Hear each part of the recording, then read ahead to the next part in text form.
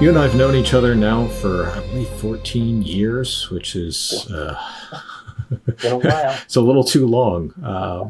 But I thought this would be a great opportunity to talk a little bit about education, talk about the intellectual life, talk about why we do what we do, and help people who are interested in the Lyceum or who've enrolled get to know some of the faculty a little bit better.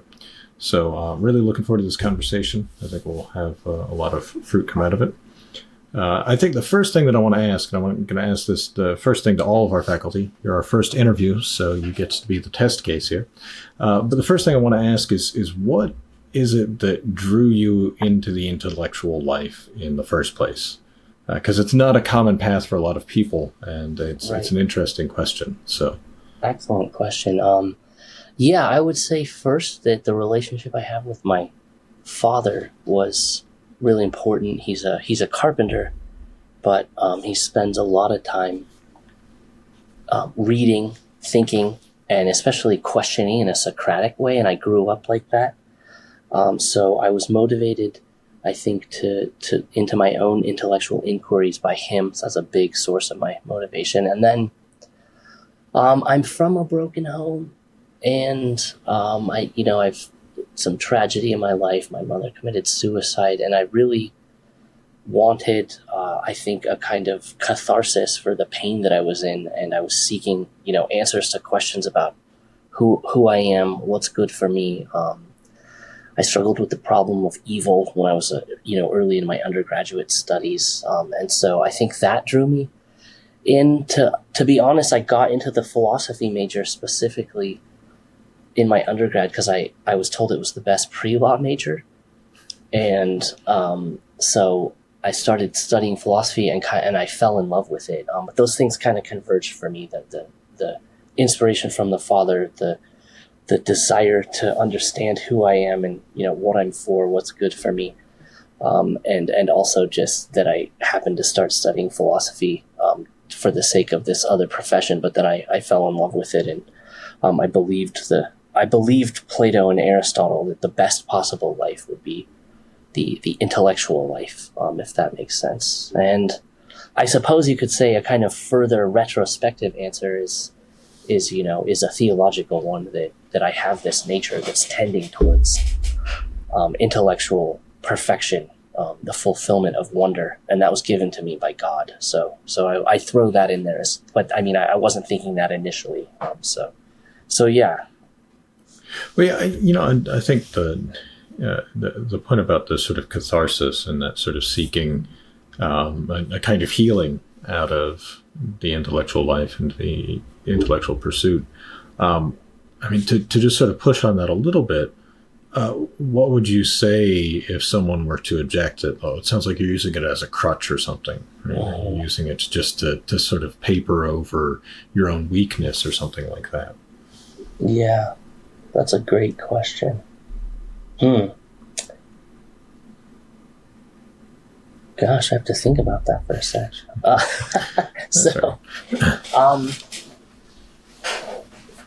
I would say that I was motivated by, natural causes. It's not like I contrived this thing as a Band-Aid to put on a hemorrhage or something like that. And then if I hadn't found anything, I would have abandoned it, I think. So what I would say is that, the idea with catharsis is, that it's a medical concept from the ancient, Hippocratic corpus. The idea is like there are obstacles, things that get in our way that prevent us from healthy, good lives, both physically and spiritually. And I was aware of that. I was aware of the fact that I wanted to live a certain way, to be good for myself and for my friends and family and community, and that I wasn't obtaining it, if that makes sense. And so I was drawn into to try to discover why that was the case and what kinds of actions could I take to try to heal. So the physician removes those obstacles, fixes your diet or gives you medicine, and then elevates you to a state of health so that you can actually live a good and healthy life. And so what I would say is maybe this is a sort of indirect answer. What I would say is that that's what drew me into the inquiry, and that it was effective. It worked. I found what I was looking for, which isn't to say that the inquiry is over. It's not, but I found satisfaction to that wonder, and I found healing, if that makes sense. Yeah. So it's not just it's not just a Band-Aid or anything like that, right? It's sort of bringing you back to what you are as a human being, like to what's been taken away from you in some way. Not that it replaces those things, but it allows you to find that natural rhythm of being human again. Yes. Yeah. I mean, that this idea that we're broken, that something's missing, there's a problem. Often now, I think people will think that that's kind of a novel Christian idea, or part of the Hebrew tradition with the story of the fall of Adam and Eve. But you find this in Plato, for sure, and also in Aristotle. I think if you have some introspection and examine yourself and your conscience, if you're an honest person, we've all dealt with this kind of perplexity where we know what the right thing to do is, or what we should be tending towards, and for some odd reason we don't do it. I found that disturbing and perplexing, and I could trace it to certain traumatic events, but that's not enough either. So that this is kind of what motivated me, and that's my response to the skeptic, that it's just a crutch. Yeah. Well, let me sort of pivot just a little bit from that question and sort of connect this to the notion of education in general. Right? Yeah. We hear a lot in recent years about the sort of value and the merits of a classical education. Sometimes I'm not sure what people are opposing that to. What in your experience does it mean to talk about or to have a classic education, or what are the roots and the real purposes of education? Yeah, great question. So I would start, I think, with content. So classical education entails studying classical works, literature, theology, philosophy, etc. And there's a body of work there, starting with the ancient Greeks, going back to the 6th century BC or so, with fragments, and then it includes not just the philosophical, but I'd also say the literary tradition. So we're talking about folks like Homer and Sophocles, and then in the philosophical tradition, Plato, Aristotle, and Socrates, and then folks like St. Augustine, Boethius, and then moving into the scholastic period, folks like Anselm and St. Thomas Aquinas, and then we'll just put a little box around modernity and say that we tried to get back to that classical tradition with postmodernity. So I would start there with the content, and then I would say that classical education is a philosophy of learning, and also I think you could think of it as a habit and an attitude towards learning. And I really like Plato's dialogue, the Meno, on this topic. The question of that dialogue is whether or not virtue can be taught, and Plato gives us a complex answer because it's a complex question. Yes and no. So to the extent that teaching is about knowledge, and that a teacher can have knowledge and transmit it in a theoretical kind of way to a student, learning is teachable. But on the other hand, learning is also an act that comes from within the student, or all students, and it requires that you fulfill your innate desire to know, and seek.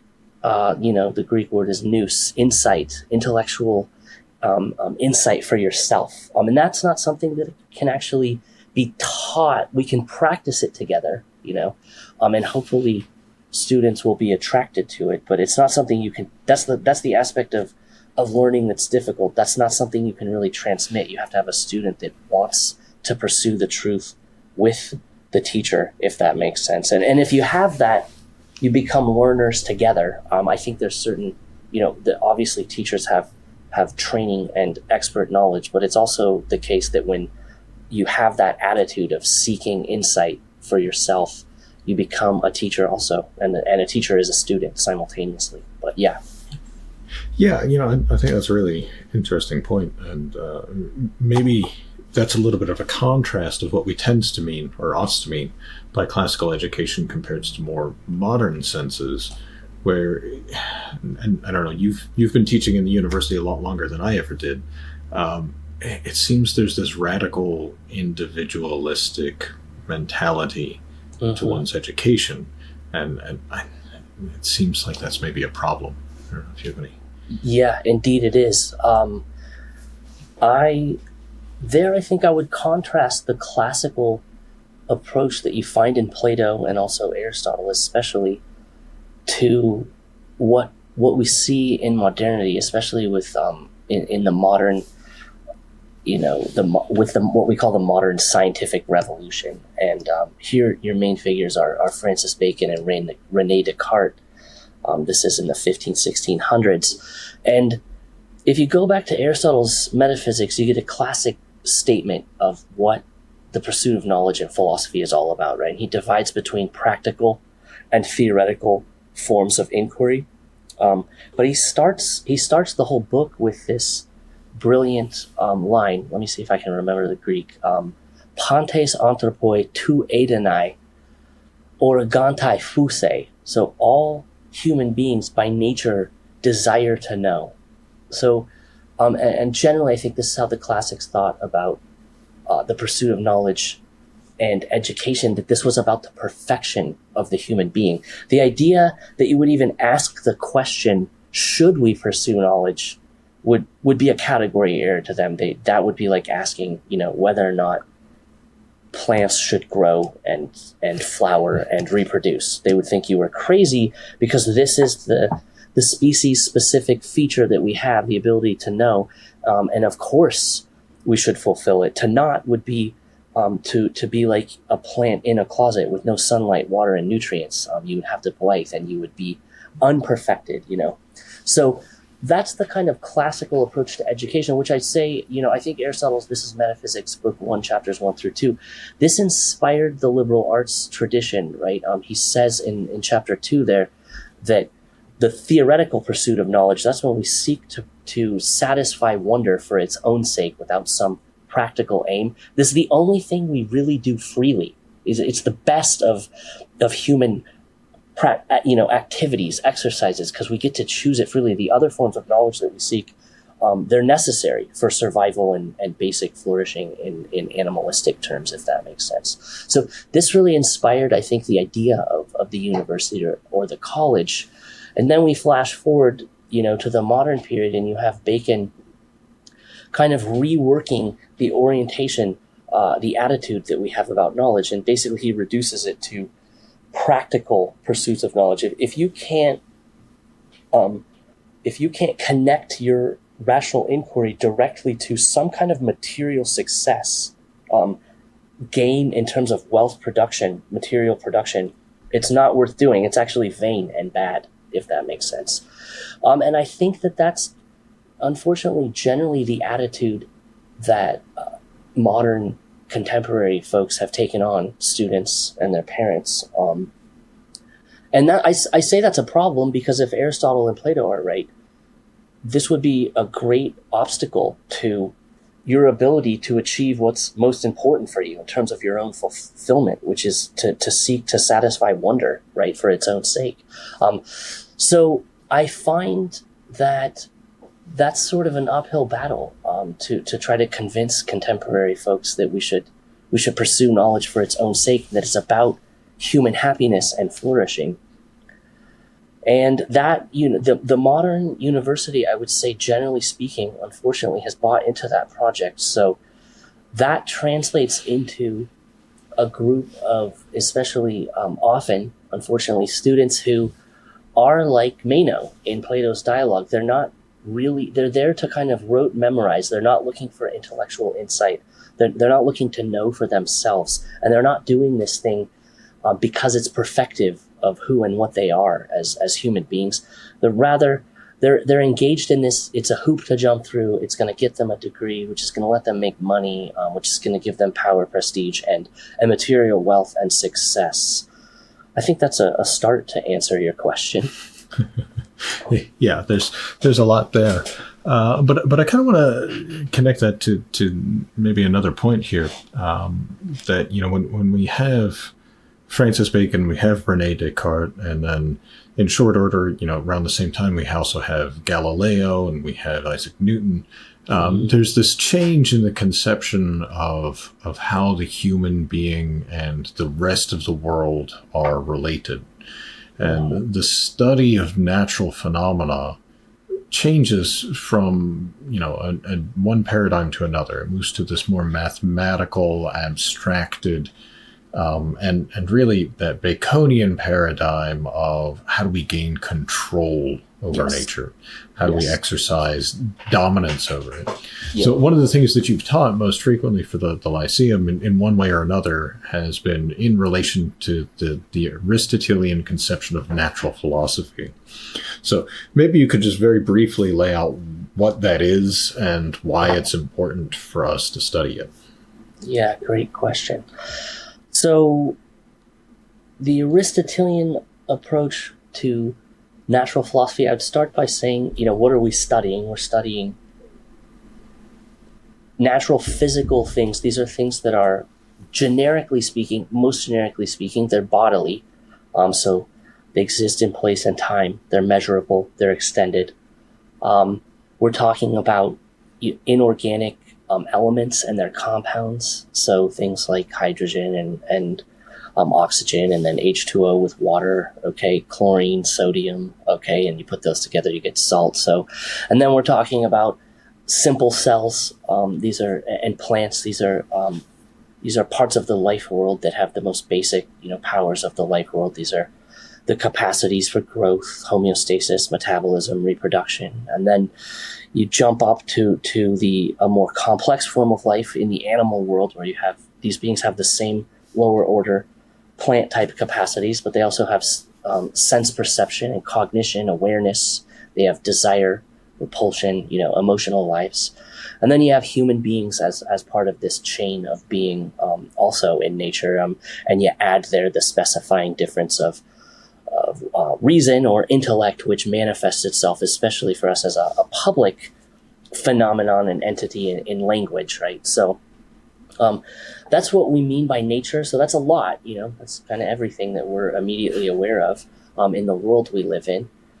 And one thing is, when you think about the Aristotelian approach, he notices, by way of an abstractive move, that all of these beings that we call natural, which we could distinguish from the artificial things, right? The artificial things are the ones that especially humans make, they have a way of being, a disposition or a form that is not from an internal source. It's imposed upon them from an external source. That's the artificer, like when the carpenter builds a piece of furniture out of the wood. Okay, it doesn't come from an internal principle. In the wood itself as a subject, it's coming from the carpenter with the concept or the idea, and he imposes it on the matter. But all of these natural things, that chain of being, and that includes us, have an essential or intrinsic, if you will, cause or source of their movements towards their relative resting points, if that makes sense, with the forms that they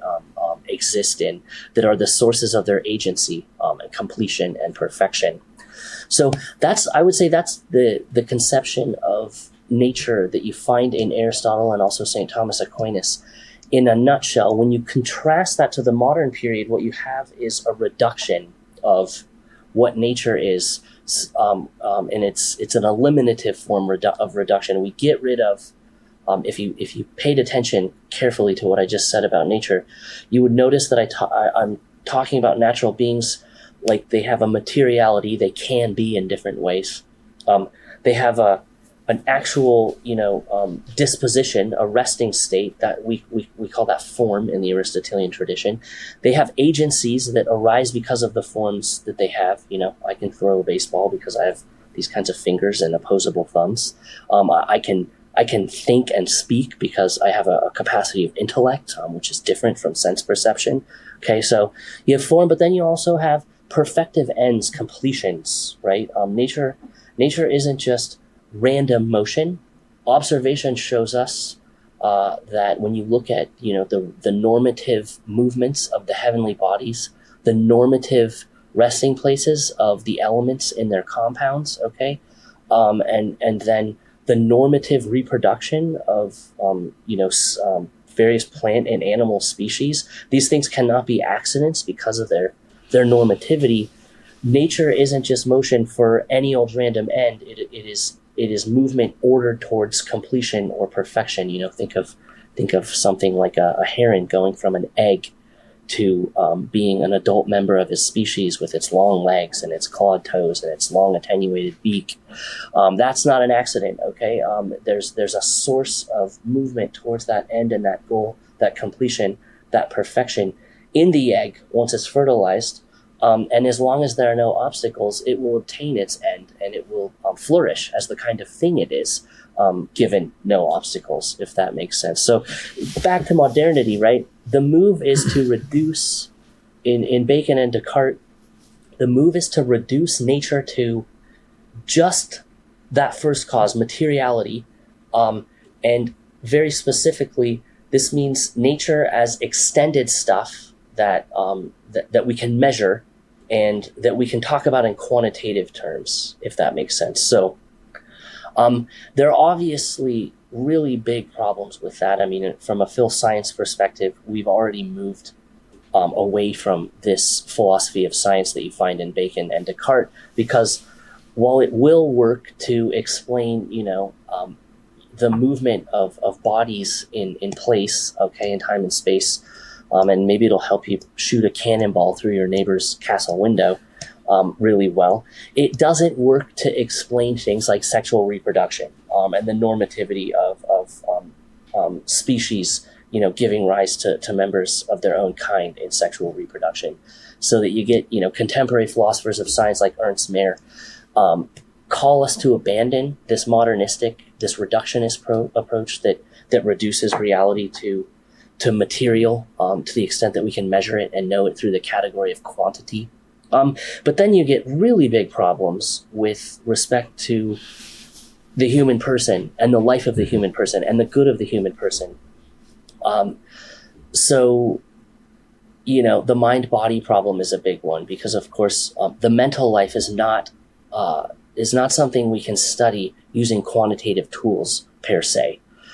So this is why you suddenly have issues showing the compatibility and also, the working relationship between the mental life of human beings and the bodies. We're apparently both, but how do they interact? Right? The mind-body interaction problem is one issue you get.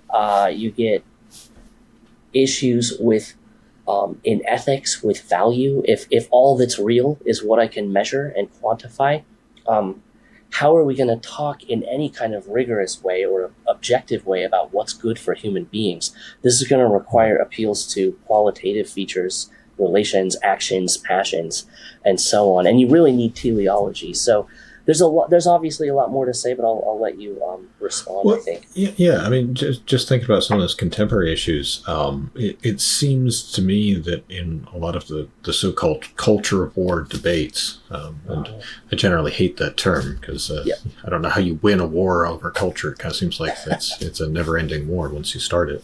Yeah. But, I see a lot of people, even if I happen to agree with them on the side of the issue that they're taking, their means of arguing for it tend to be, statistics and quantitative data. Like, if you have a 2-parent family, for instance, a mother and a father, crime goes down by this percentage. And while that might be a kind of helpful sign or indicator, it seems like it doesn't really give an explanation and is kind of just begging for someone to find a new way to accommodate quantitatively for reducing crime in single-parent households or something like that. Yeah. Like, let's just give them an AI assistant, right? Let's have Elon Musk build them a robot to take care of the kids. Or maybe just, why is crime bad? You might even go there You know what I'm saying? And what quantitative analysis will you use to argue that this is a bad state for society? Yeah. Yeah.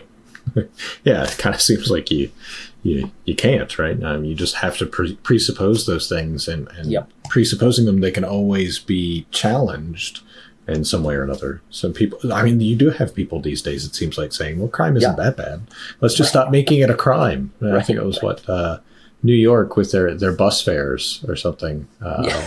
They took certain bus lines and said, all right, we'll just eliminate the fare altogether because too few people are paying it, or they're attacking the bus drivers or something. Like, right. Yeah, I mean, well, remember the pre-Socratic antiphon. I mean, the way he conceives of justice and law, it only has instrumental value. So this is also Thrasymachus in the first book of the Republic. So then it's like, yeah, crime would be bad if I got caught. Right? Yeah. But the idea is that, I mean, if you could get away with it, and if the crime was big enough, like, don't go for the petty one, because if you get caught shoplifting, that's pretty sad and pathetic, and you're going to go to jail or pay a fine. But steal a whole city, right? And then people will praise you for it. So how are you going to answer that with quantitative reasoning? I don't think you are. Yeah. Well, and I think this actually provides us a nice transition to the next question, which is, if we're thinking about the sort of qualitative aspects of human life, the parts that are irreducible to mere quantification. It seems like education is certainly one of them. Like, education is not something that you can really quantify. You can't, we tend to, and maybe that's a problem as well. Maybe the fact that the modern university has accepted this seems like a problem and a difficulty that we're trying to overcome. But one of the things we talk about a lot at the Lyceum is education as a habit. And you brought this up before as well, which is why you're a natural fit here, and we are happy to have you as a faculty fellow. But, as someone who's both taught at the university for quite a while now, as well as, at the Lyceum, what thoughts do you have about how these environments seem to work in terms of cultivating education as a habit in the students? Yeah. So with respect to the Lyceum Institute, right? Yeah. I find the format, first of all, students are highly motivated. This is really important. Students are not like that character from the dialogue, that I described. They are motivated to do the readings and learn. They want to satisfy wonder, and they're very hungry for that. So that makes, for me as a teacher, teaching at the Lyceum a special pleasure, privilege, and honor, just to be with students of that nature and caliber. So I would say that first, and then I would say that the approach that the Lyceum takes methodologically, I think is very conducive to learning once you have students that care.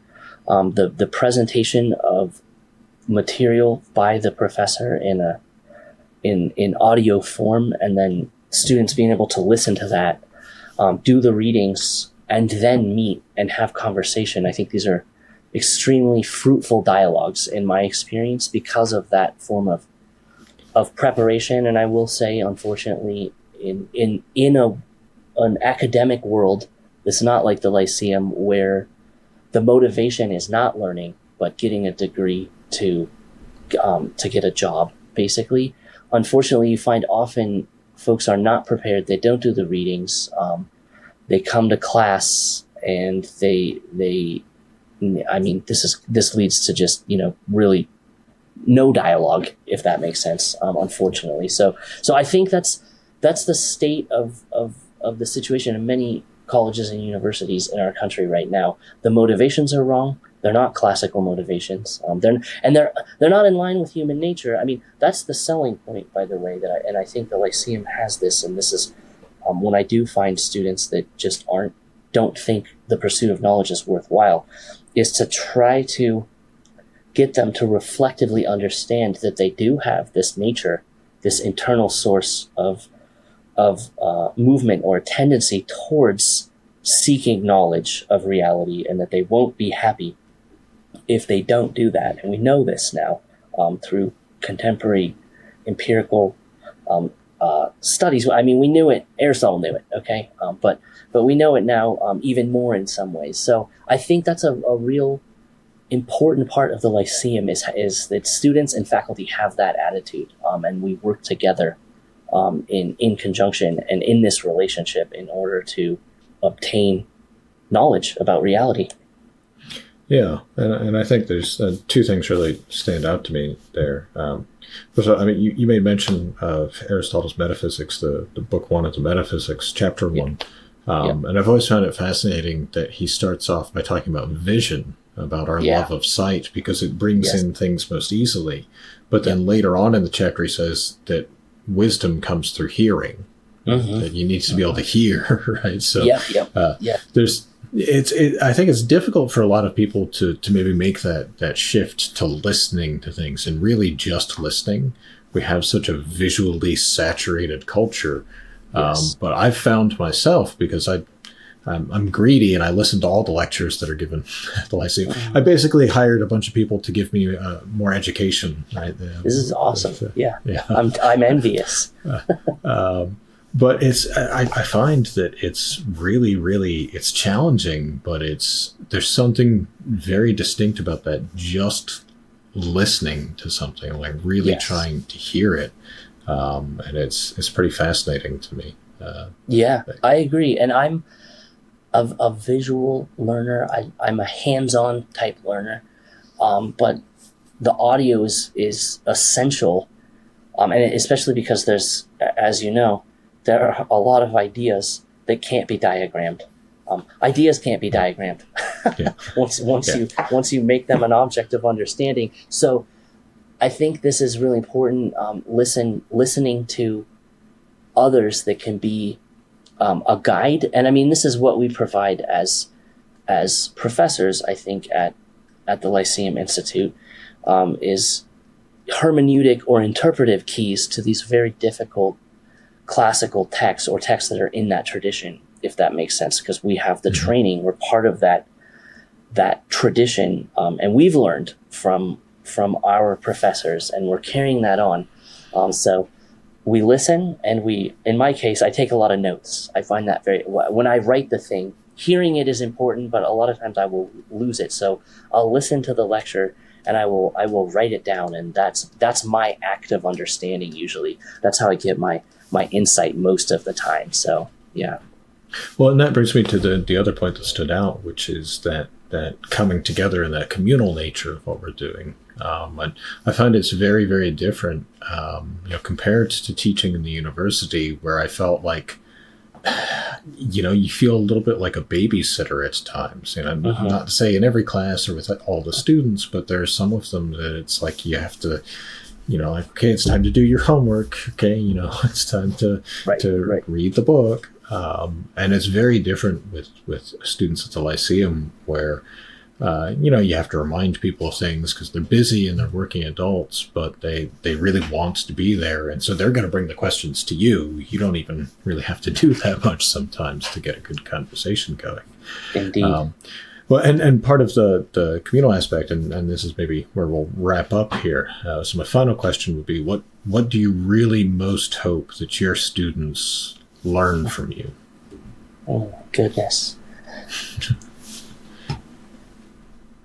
So one part, obviously, is there's a set of content that it's my job to make intelligible to students. And so I want, when I teach a text, whether it's Aristotle or Plato or Husserl or St. Thomas Aquinas, I want to be able to open up the possibility of understanding for the student. That's my goal as a professor, and that's on me to provide that. And I think that I want my students, on top of that, to see the importance of the intellectual life, the value of the pursuit of knowledge, and to recognize what I think is true for all of us, that we're all starving for that.